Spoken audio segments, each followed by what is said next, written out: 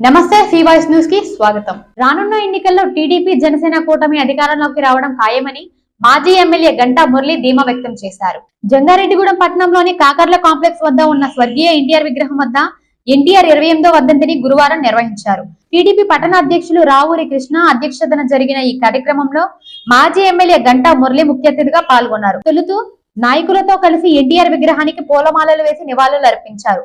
అనంతరం మీడియాతో మాట్లాడుతూ ఎన్టీఆర్ స్ఫూర్తితో రానున్న ఎన్నికల్లో టీడీపీ జనసేన కూటమి అధికారంలోకి రానుందని తెలిపారు. ఈ కార్యక్రమంలో నియోజకవర్గ మీడియా కోఆర్డినేటర్ చెరుకూరి శ్రీధర్, పట్టణ ప్రధాన కార్యదర్శి తూటికుంట రాము, మున్సిపల్ కౌన్సిలర్ నంబూరి రామచంద్రరాజు, నాయకులు కొండ్రెడ్డి కిషోర్, రజన పండు, ఆకమర్తి రామారావు, బొబ్బర రాజుపాల్ కుమార్, పోతూరి అంబేద్కర్, పగడం సౌభాగ్యవతి, గొల్లపొడి శ్రీదేవి తదితరులు పాల్గొన్నారు.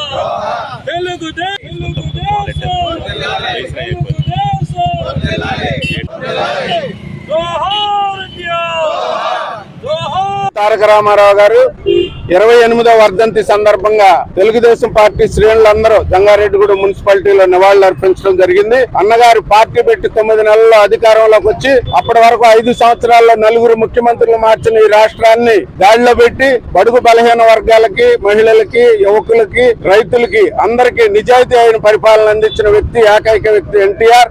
ఆ రోజుకి ఈ రోజు కూడా పౌరాణిక రంగంలో గాని, సినిమా రంగంలో గాని రాముడు, కృష్ణుడు ఎవరన్నా ఎన్టీఆర్ అనేది ప్రజలందరూ కూడా వాళ్ళు మర్చిపోలేని కదా. ఎన్నికలు ఎప్పుడు జరిగినా మరి చంద్రబాబు నాయుడు గారిని ముఖ్యమంత్రి చేయాలని రాష్ట్ర ప్రజలందరూ కూడా ఎదురు చూస్తున్నారు. కాబట్టి వచ్చే ఎన్నికల్లో చంద్రబాబు గారు, పవన్ కళ్యాణ్ గారి నాయకత్వంలో మరి జనసేన, టీడీపీ కూటమి ముఖ్యమంత్రి అవటం ఖాయం. రాబోయేది ఇంకా 88 రోజుల్లోనే కొత్త ముఖ్యమంత్రిగా ప్రమాణ స్వీకారం చేస్తారు. ఈ రోజు ఎన్టీఆర్ గారి 28వ వర్ధంతి సందర్భంగా మన జంగారెడ్డిగూడెం కాకర్ల కాంప్లెక్స్ సెంటర్ లో ఉన్నటువంటి విగ్రహం వద్ద ఎన్టీఆర్ గారి నివాళులు అర్పించడం జరుగుతుంది. తెలుగుదేశం పార్టీ స్థాపించిన కాడి నుంచి కూడా మరి ఈ రోజు వరకు కూడా మరుపులేని మహనీయుడు మన నందమూరి తారక రామారావు గారు.